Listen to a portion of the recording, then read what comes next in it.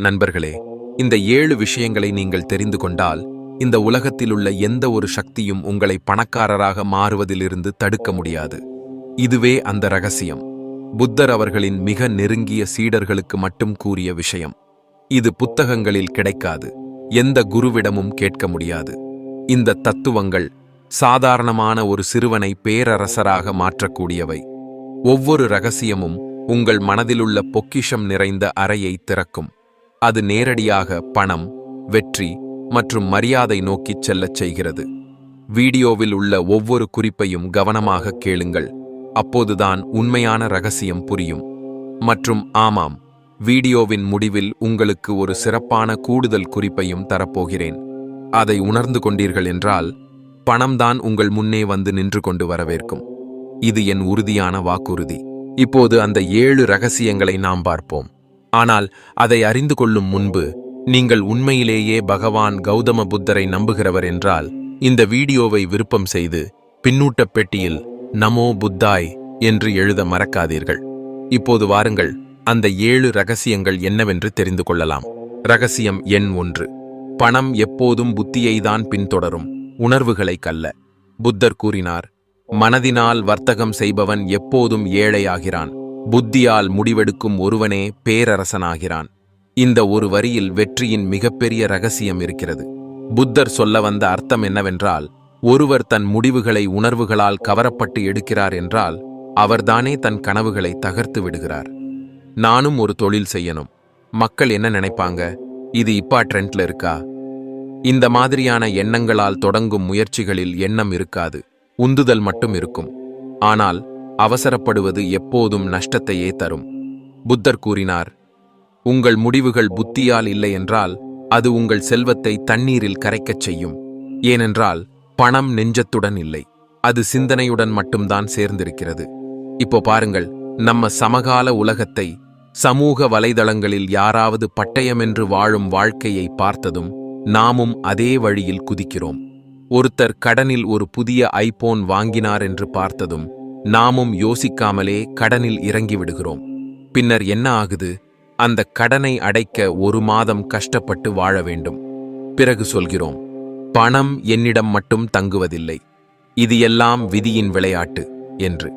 ஆனால் உண்மையில் விபரீதம் செய்யும் விதி அல்ல, நாம் வைத்த தவறான எண்ணங்கள்தான் நம்மை ஏழையாக மாற்றுகின்றன. அதனால் நினைவில் வை, செலவு செய்யும் முன் உன்னிடம் நீயே கேள், இது ஒரு தேவையா? இல்லையென்றால் வெறும் ஆடம்பரமா? நான் என் உழைப்புக்கான பரிசை அனுபவிக்கிறேனா? இல்லையென்றால் மற்றவர்களை காப்பி அடிக்கிறேனா? இது ஒரு வசதியா? இல்லையென்றால் என் எதிர்கால செல்வம் குறையச் செய்யும் காயமா? நினைவு வைத்துக்கொள், பணம் உணர்வில் இல்ல, சிந்தனையில்தான் வளர்கிறது. ரகசியம் எண் 2.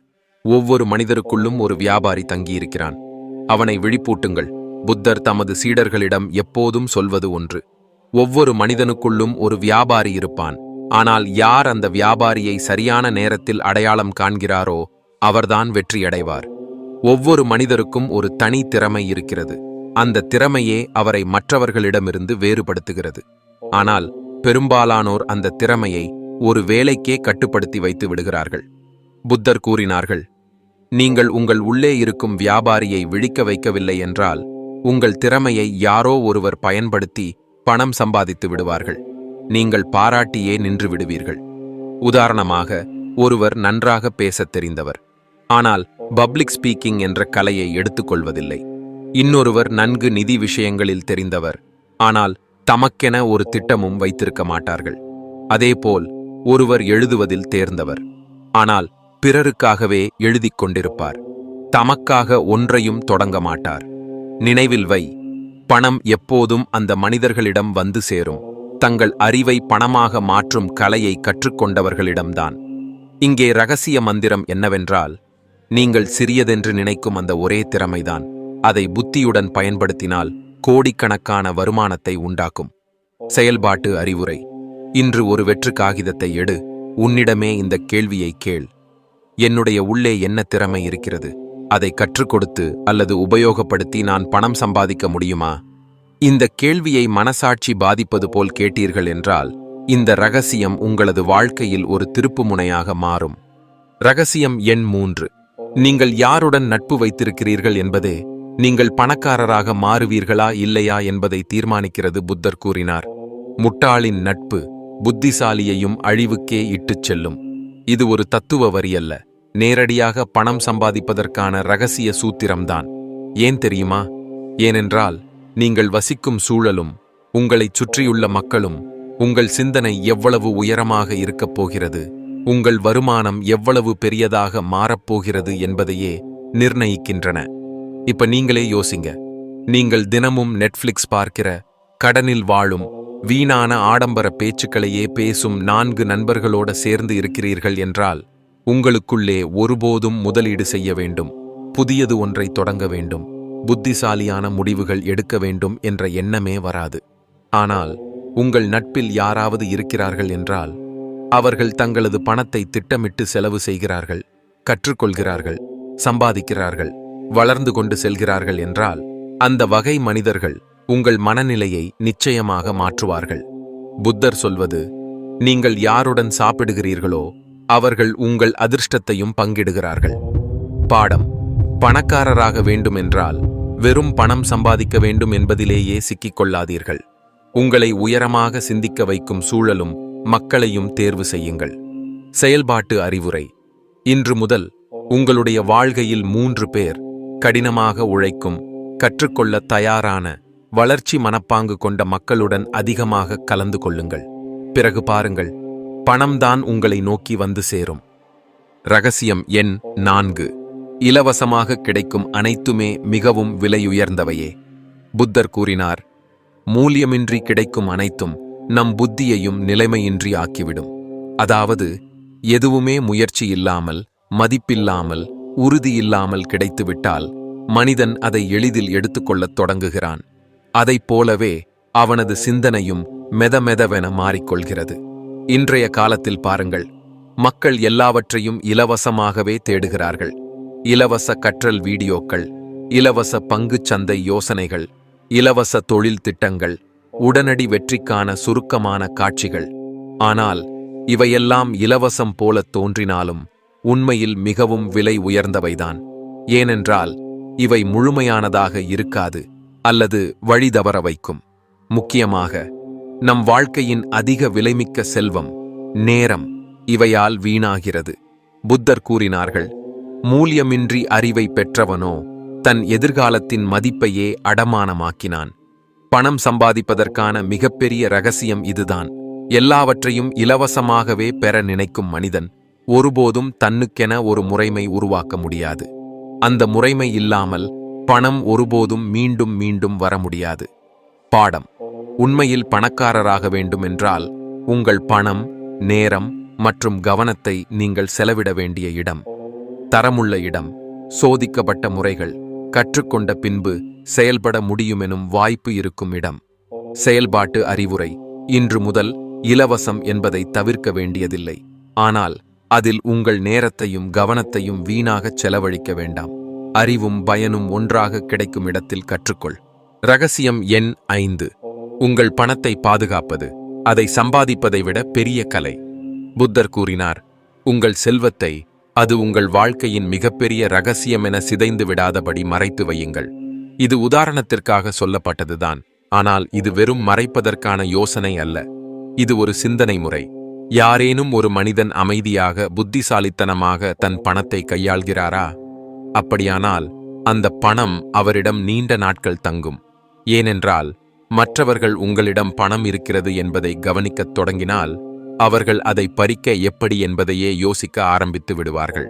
பின்னர் என்ன நடக்கிறது தெரியுமா? உங்களை ஓர்காலத்தில் மறந்திருந்த உறவினர் சுதாரிக்கிறார்கள், நண்பர்கள் கடனுக்குத் தேடுகிறார்கள், பொய்யான திட்டங்கள் விசேஷ வாய்ப்பு என விளம்பரமிடத் தொடங்குகின்றன. நினைவில் வைத்துக்கொள், புத்தர் கூறினார்கள், நீங்கள் உங்கள் செல்வத்தை ஒளியாக்கினீர்கள் என்றால் அது கூட்டத்தில் தத்தளித்து மறைந்து போய்விடும். இன்றைய காலத்தில் என்ன நடக்கிறது? மக்கள் தங்கள் முதல் சம்பளம் வந்தவுடன் பட்டயம் என்று ஒரு உயர்தர மொபைல் வாங்குகிறார்கள். பின்னர் அதற்கான கடனை வரும் 12 மாதங்கள் சுமந்து தவிக்கிறார்கள். 500 சம்பாதித்துவிட்டு 5000 செலவழிக்கும் மனநிலையே இந்த காலத்தின் பெரும் சிக்கல். பாடம்: பணம் சம்பாதிப்பது ஒரு திறமைதான். ஆனால் அதை அடக்கிக் காக்கத் தெரிந்தால் மட்டுமே அது நீடிக்கும். அதுவே உண்மையான புத்திசாலித்தனம். அதனால் ஒவ்வொரு மாத வருவாயிலிருந்தும் முதலில் உங்களுக்கே கொடுங்கள். குறைந்தபட்சம் 20 விழுக்காடு சேமியுங்கள். பணத்தை வெளியே காட்டுவதற்காக அல்ல, உங்கள் எதிர்காலத்தை கட்டமைப்பதற்காக பயன்படுத்துங்கள். ரகசியம் எண் 6. பணம் என்பது ஒழுங்கமைப்புள்ள இடத்துக்குத்தான் செல்லும், குழப்பமுள்ள இடத்திலிருந்து தப்பிக்கிறது. புத்தர் கூறினார், ஒழுக்கமில்லாத இடத்தில் மகாலட்சுமி ஒருபோதும் தங்க மாட்டாள். இது அவர் சாதாரண மக்களுக்கு சொன்னது அல்ல. பேரரசர் சந்திரகுப்தரின் அரசவையிலேயே அரசுக்கு சொத்து இல்லாமல் போகும்போது சொன்னது. புத்தர் விளக்கமாகச் சொன்னது, செல்வத்தின் தெய்வமான லட்சுமி ஒருபோதும் குழப்பமுள்ள கட்டுப்பாடற்ற இடத்தில் தங்க மாட்டாள். அதாவது, உங்கள் வாழ்க்கையில் ஒரு ஒழுங்கான அட்டவணை, கட்டமைப்பு, நியமங்கள் இல்லையென்றால் பணம் வந்து பார்த்துவிட்டு போன விருந்தினராகவே இருக்கிறது. ஓர் அறிகுறியும் சொல்லாமல் மறைந்து விடுகிறது. இன்றைய காலத்தில் பாருங்கள், மக்கள் சம்பாதிக்கிறார்கள், ஆனால் தவறான இடங்களில் செலவழிக்கிறார்கள். எதற்காக செலவழிக்கிறோம் என்ற கணக்கே இல்லாத சூழ்நிலை. மாதத்தின் கடைசியில் கை காலியாகி எங்கே போச்சு பணம் என்பதுதான் அவர்கள் சொல்வது.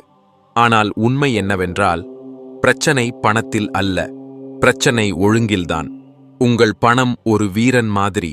அதை நீங்கள் கட்டுப்படுத்தவில்லை என்றால் அது போர் மேடையில் இருந்தே ஓடிவிடும். பாடம்: பணம் தங்க வேண்டுமென்றால் உங்கள் வாழ்க்கைக்குள் ஒழுக்கத்தை கொண்டு வர வேண்டும். ஒழுக்கம் என்றால் ஒவ்வொரு நாளும் ஒரு திட்டமிட்ட அட்டவணை, ஒவ்வொரு செலவிற்கும் கணக்கு, ஒவ்வொரு வருமானத்துக்கும் பயன்படுத்தும் இடம் திட்டமிடல். செயல்பாட்டு அறிவுரை: இன்று முதல் ஒரு செல்வ கண்காணிப்பு புத்தகம் தொடங்குங்கள். ஒவ்வொரு மாதத்திலும் செலவு எவ்வளவு, சேமிப்பு எவ்வளவு, வருமானம் எவ்வளவு என்று எழுதுங்கள். 3 மாதங்களுக்குப் பிறகு உங்கள் கண்களால் தான் காண முடியும். பணம் இப்போது உங்களை விட்டு தப்பிப் போகவில்லை, உங்களை நோக்கி வந்து கொண்டிருக்கிறது. ரகசியம் எண் 7. உங்கள் அனைத்து திட்டங்களையும் அது நிறைவேறும் வரை யாரிடமும் சொல்லாதீர்கள். புத்தர் கூறினார், உங்கள் திட்டங்களை அது வெற்றியாக மாறும் வரை ரகசியமாக வைத்திருங்கள். இது அவர்களது வாக்கியம்.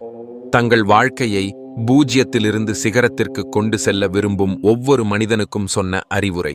புத்தர் விளக்கமாகச் சொன்னது, யாராவது ஒருவர் தங்களது ஒவ்வொரு திட்டத்தையும் பிறரிடம் கூறத் தொடங்கினால் அவர்கள் தங்களது எதிர்காலத்தையே மற்றவர்களின் கருத்துக்களுக்குள் தள்ளிக் கொடுப்பவர்கள். இன்றைய காலத்தை பாருங்கள். மக்கள் ஒரு குறிக்கோளை நினைத்தவுடன் உடனே சமூக வலைதளங்களில் அல்லது நண்பர்களிடம் கூறிவிடுகிறார்கள், நான் இதை தொடங்கப் போகிறேன், இது கற்றுக்கொள்ளப் போகிறேன், இது என் புது வணிக யோசனை. அதை அடுத்து என்ன நடக்கிறது? இல்லாத ஒரே 2 வழிகள்.